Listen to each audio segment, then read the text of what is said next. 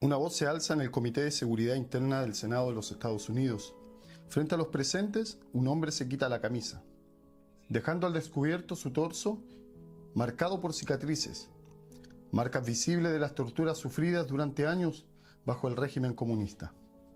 Pero sus palabras no son simples acusaciones contra sus verdugos, son más bien el testimonio de una visión clara de la misión de Cristo, confiada a su iglesia. No se dejen engañar por las apariencias de la libertad religiosa, advirtió, y con firmeza también declaró: mi confianza no está en el comunismo ni en el gobierno, de ningún tipo, sino en Dios. Porque cuando estuve solo, en la oscuridad más profunda, Él estuvo conmigo. Richard Wurmbrand nació en el seno de una familia judía en Bucarest, Rumania. Desde su juventud se convirtió al cristianismo, donde más tarde sería ordenado ministro protestante. Se casó con Sabina Oster, también procedente de una familia judía, que también se convirtió al cristianismo, y juntos tuvieron un hijo llamado Mihai. Ambos compartieron una profunda convicción cristiana, donde hicieron frente al régimen comunista soviético, que presionaba contra la iglesia con el fin de mantenerla al servicio político. Tras la ocupación soviética de Europa del Este al finalizar la Segunda Guerra Mundial, los regímenes comunistas impusieron un modelo de control estatal sobre la religión. Aunque el marxismo sostenía que la religión era opio del pueblo, no terminó por erradicarla completamente. En lugar de eso, prefirieron añadirla y poder controlarla, con el fin de usarla como un instrumento para la propaganda política y llamar a los ciudadanos a la obediencia pública. En Rumania, el gobierno comunista propuso a las iglesias oficiales lo siguiente: permiso para seguir operando públicamente, a condición de someterse al control del Estado. También les ofrecía reconocimiento legal y estabilidad institucional, a cambio de fidelidad al Partido Comunista. Acceso a ciertos recursos y protección si cooperaban con la narrativa del régimen. Por ejemplo, declarar que había libertad religiosa en el país. Eliminación de líderes peligrosos, es decir, aquellos que se negaran a colaborar o que mantuvieran actividad misionera independiente. Su delito: no renunciar a Jesús. Muchas iglesias, especialmente las más tradicionales y grandes, como la Iglesia Ortodoxa Rumana, se sometieron a este control del poder político. Aceptaron estos términos.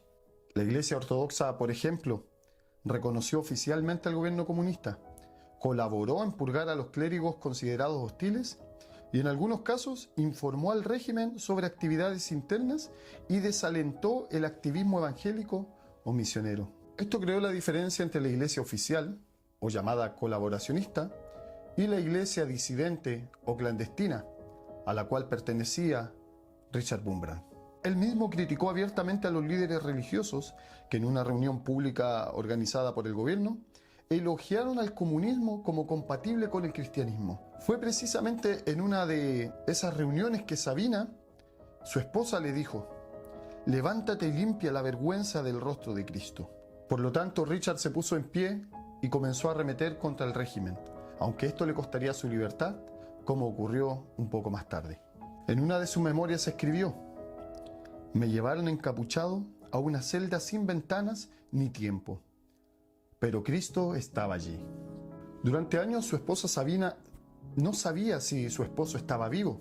Al igual que su hijo Mihai, creció sin saber si algún día volvería a ver a su padre. Richard Wurmbrand soportó las torturas y nunca renegó. Nunca echó un pie atrás en su cometido de seguir a Jesús, a pesar de todas las situaciones que le pudieran sobrevenir.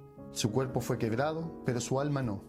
Ni siquiera en los momentos de delirio, cuando hablaba solo, cuando cantaba himnos en voz baja para no olvidar quién era, perdió su centro.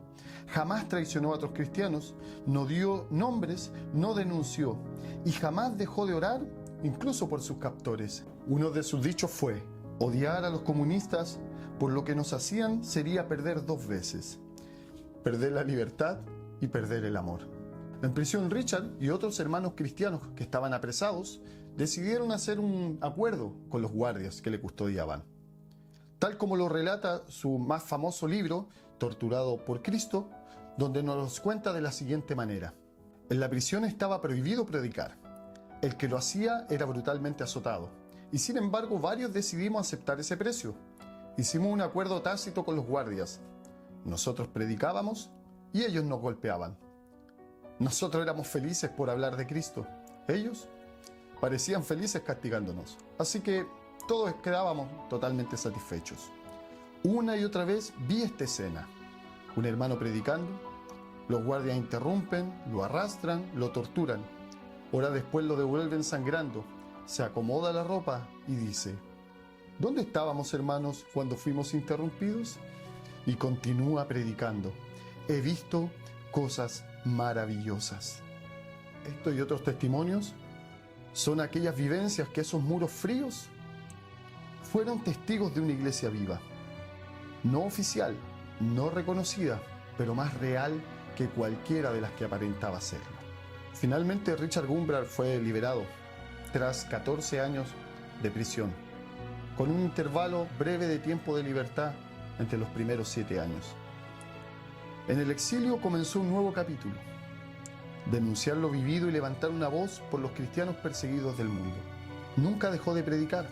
Además fundó La Voz de los Mártires, cuyo ministerio hasta el día de hoy apoya a los cristianos perseguidos y que sufren a causa del mensaje de Cristo.